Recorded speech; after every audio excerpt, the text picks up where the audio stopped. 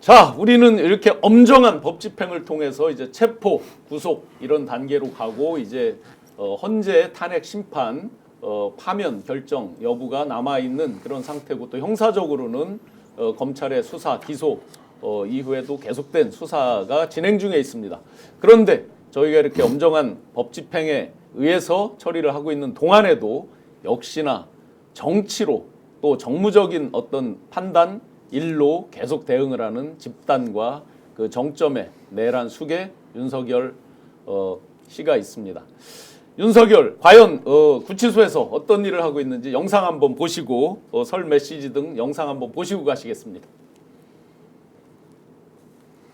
변호인단은 윤석열 대통령 접견 후 낸 입장문에서 설 명절을 차디찬 구치소에서 보내는 심정과 관련해 윤 대통령이 별말은 하지 않았다면서도 만감이 교차하는 표정으로 느꼈다고 했습니다. 그러면서 윤 대통령이 김건희 여사의 건강을 우려했다고 전했습니다.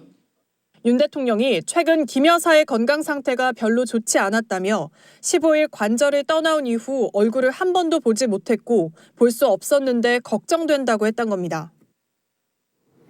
네, 박사님, 그 지금 이제 구치소 접견 얘기가 나오고 오늘 실제 접견을 했죠? 네네. 어떤 분들이 주로 했습니까? 용산 이제 비서실장을 비롯해서 핵심적인 참모들이라고 얘기할 수 있을 것 같은데요. 네. 저 가관이더라고요. 제가 볼 때 그걸 보면서 뭐 예를 들면 이제 국민들의 분노는 아랑곳하지 않고 자기들끼리 무슨 뭐 큰 일을 해서 감옥에 간 것처럼, 예를 들면 민주화 운동을 해서 감옥에 간 것처럼 저 얘기를 하는 건데 전 놀랐어요. 대통령이 면회한 비서실장들한테 대통령실이 국정의 중심이라고 얘기를 했다고 얘기를 해요. 예. 제가 볼 때는 대통령실이 내란과 폭동의 중심이었지 언제 여기가 국정의 중심이었습니까? 그러니까 뭐 갑자기 각자 위치에서 최선을 다해라? 그럼 계속 폭동하라는 얘기예요? 계속 내란 진행하라는 얘기예요? 그러니까 일고의 부끄러움이 없는 거예요. 국민들한테 미안함도 없다라는 생각이 들어서 야, 이 문제를 빨리 매듭짓지 않는다면 오늘만 가겠습니까? 내란 세력들이 뭐 계속 가서 갈 때마다 소위 윤석열이 내는 대국민 메시지라고 얘기하면서 끊임없이 국민들을 갈라치기 하고 내란을 선동하고 내란을 옹호하는 일들이 반복적으로 벌어지게 되면 가뜩이나 안 좋은 대한민국의 상황이 더 안 좋은 상황이 될 수밖에 없기 때문에 설 명절 지나자마자 이런 말씀 드리긴 뭐합니다만 제가 볼 때는 나라를 무너뜨리려고 작정을 했구나. 그렇지 않고서야 이런 메시지를 내보내고 또 이런 메시지를 들은 참모라는 사람들이 이걸 또 고지고대로 전달을 하는 모습을 보면서 여기는 그야말로 내란 동아리구나. 내란 공동체구나라고 하는 생각밖에는 달리 그래서 좀 화가 좀 덜 날 뻔했었는데 기소가 돼가지고 또 화가 나기 시작을 하는 더 화가 나는 거는 새로운 방식의 화를 돋구는 이런 것 같아요. 더 화를 돋구는 게 남의 다리 긁는 얘기를 또 했잖아요. 그쵸, 보면 그쵸. 뭐 의료 체계가 뭐 정상적으로 작동됐느냐? 아니 의료 체계 누가 망가뜨렸어요? 그러니까 두 가지예요. 설 연휴 중 의료 체계는 잘 작동됐느냐? 네. 본인이 포고령에다 뭐라 썼습니까? 48시간 이내에 전공의들 복귀 안 하면 처단하겠다고 얘기를 했잖아요. 아니 처단하겠다고 얘기한 이 자가 의료 체계가 잘 돌아갈 거라고 상상을 하는 것 자체가 문제인 거 아니에요? 기본적으로. 그렇죠. 그다음에 요 얘기만 한 게 아니에요. 그 다음 얘기가 더 재밌어요. 나이 많이 잡수신 분들이 불편을 겪지는 않았느냐. 또 자기 지지층들, 핵심적인 지지층들에 대해서 또 메시지를 보내는 모습이에요. 그러니까 여전히 감옥 정치를 하고 있다. 부활을 꿈꾸고 있다. 정신을 못 차리고 있다. 이런 생각이 들어서 헌재 시간이 빨리 좀 가야겠다라는 생각이 들어요. 이거 헌재가 빨리 가고 형사재판이 빨리 가지 않으면 여전히 안에서 내란을 연장시키고 폭동을 야기하고 준비하는 일들을 계속 벌이고 있다는 생각이 들기 때문에 여전히 국민들이 계속 불안해하실 것 같고 불편해하실 것 같다는 생각이 들어서 오늘의 면회는 제가 볼 때는 국민들의 가슴에 대못을 계속 박는 면회였다고 생각이 듭니다.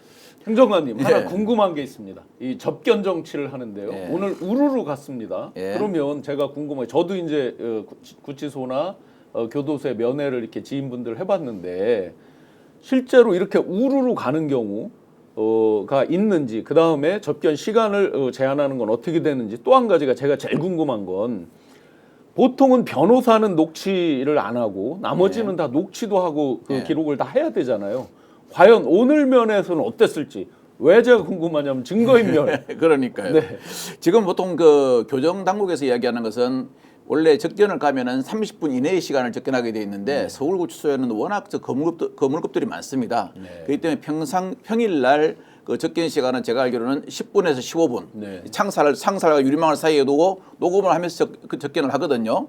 근데 이 접견 장소 들어가는 그 장소가 제가 보니까 상당히 작아요. 작기 때문에 그리고 우르르 가도 안 되는 거고 아마 지금 그런 통상의 접견을 했는지 소위 말하는 우리가 특별면회라 그러죠. 장소 변경 접견이라고 하는데 오늘 뉴스를 보니까 예. 장소 변경을 해서 예, 접견을 장소 했다고 변경 합니다. 접경에서는 녹음을 하지 않고 교도관이 옆에서 메모만 하기 때문에 거기는 상당히 많이 누락될 수가 있습니다. 어허. 그래서 아마 제가 보기로도 장소 변경 접견을 한 것 같아요. 네.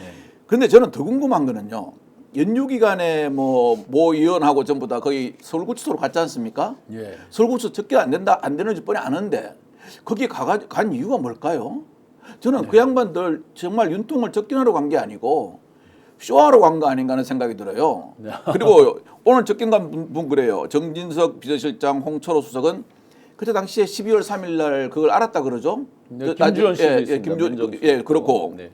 아니 지금 접견 갈 게 아니고 그 양반들은 그때 윤 대통령 바지까지 하나 자꾸 이걸 말렸어야죠. 본인들이 윤 대통령이 저 사지에 늪으로 들어가는데 그거 들어가면 늪입니다. 그러니까 그럼 나 한번 들어가 볼래? 그러니까 그럼 들어가서 빨리 죽든 말든 알아서 하십시오 보내놓고 지금 그 늪에 들어가 있다니까 우리 빠져 죽는 모습 보러 간 거 아니잖아요. 네. 예, 이런 참 정치인들의 이중적인 태도가요. 저는 정말 이해가 안 되고 아까 우리 김 박사님 이야기하신 것처럼 경상도 지방에는 가보니까 그래서 이재명은 정이 안 가. 좀 사람이 좀 생긴 게 뺀질뺀질하잖아. 그런 말은 해요.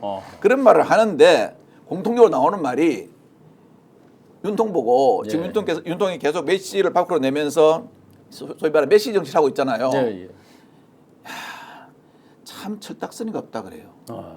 뭔 생각을 하고 있는지 모르겠다. 그리고 지금 먹고 살기도 어려워 죽겠는데 자기의 정치적인 목적을 위해서 이렇게 계속 필요 없는 메시지 내고 하는 거 하지 말고 네. 지금 눈앞에 처해진 탄핵 심판이나 재판에 열중해야지 본인이 지금 저거 할 때냐. 네. 그리고 그랬잖아요. 김 여사의 건강이 걱정된다고요? 그러니까 하는 말이 그래요.